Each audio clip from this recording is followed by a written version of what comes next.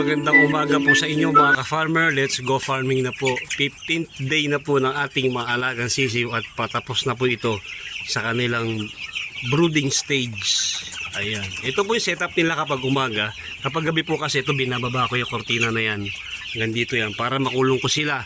Kasi po sa madaling araw at gabi, napakalamig po ng panahon dito sa Quezon. May hangin pa. Kaya paggabi, kinukulong ko sila rito. Medyo sikip sila pero okay lang kesa naman sipunin sila. Pag umaga po ganyan.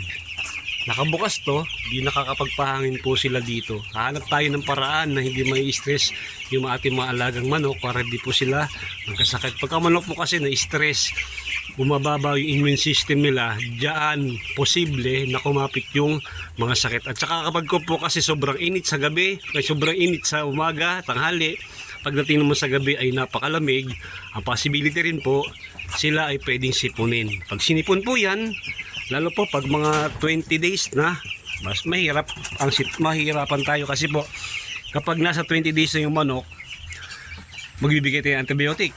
Di 6 days po yun, 5 days, mga ganon. Eh kung haharbisin nyo sila ng mga 38th day, di kargado pa sila.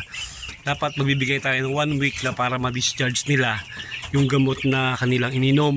Kung kayo nagbigay ng antibiotic ng 28th day, sabihin let's say mga 5 days pa, 25 days tapos na kayo sa antibiotic, mga 33 days yan, pwede na po kayo mag-harvest para yung kanilang nainom na gamot ay mailabas nila. Yung talaga po ang dapat kasi para hindi na kukonsumo ng mga customer natin yung gamot na kanilang tinik nung sila yung nagkaroon ng sakit. Dali po naman na sila ay sipunin. Diba, nag-prevention kayo pero sinipon pa rin sila gawa ng panahon. Ihiwalay nyo lang po yung may sipon at yun po ang inyong i-treat. Huwag nyo i-treat lahat yung buong flock para hindi kayo mahirapan. Yun lang po kasi extra gastos pa patay yun.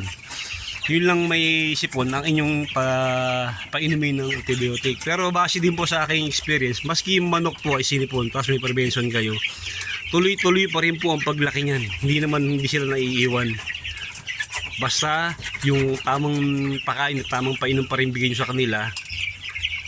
Tsaka hindi na po pwede yung ginamit yung pang-prevention sa kanila na gamot, gagamitin nyo sa treatment. Hindi na po pwede.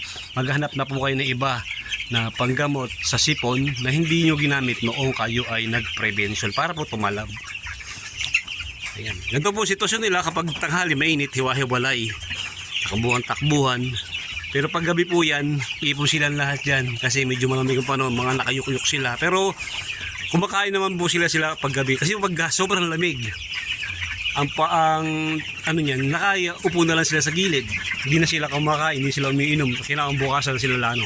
Kakain at iinom. Di parang bumagal yung kanilang pagkain, pati yung pag-inom. Di babagal din po yung kanilang paglaki.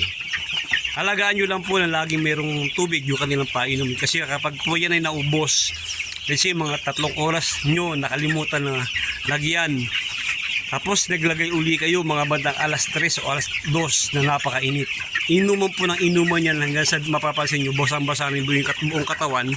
Pag nabasa po sila, ang tendency magkukumpulan po yung mga yan. Pag nagkumpulan po yan, nagpatong-patong, mas yung mga 3 layer silang patong, panigurado yung nasa ilalim patay. Tataas po yung inyong mortality.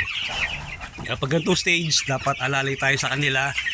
Lahat ng kanilang pangangailangan dapat ibigay na natin para makapag-harvest tayo ng maaga. At din po, kapag mahaba yung grower stage nila, mas maraming na papasok sa mortality. Kaya hanggat maaari, pag medyo 32nd day, 31 days, pwede na tayo mag-harvest.